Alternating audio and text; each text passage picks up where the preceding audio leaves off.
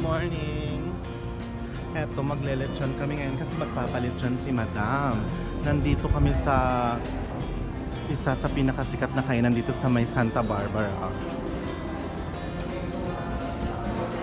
Siyempre, ang magtitreat sa amin, yung mother ni Van Jos, si Madam Evelyn.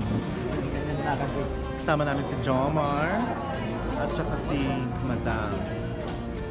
Ayan, daming tao. Ayan o. Wow. Feeling grand final si Madam, naka-yellow pa rin.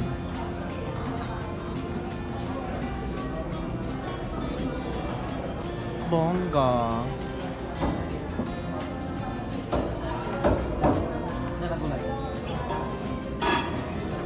Parang masarap yung hito po.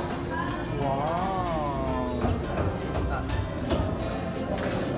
Basta ako lechon. Gusto ko ng lechon. Kuha ka ng hito mo. Hindi kigising gawin kami, no? Ang sarap yung pan, no? Ay, labang. Whatever. May labong ba? Basta pinakamag... Lechon is the best here. May labong.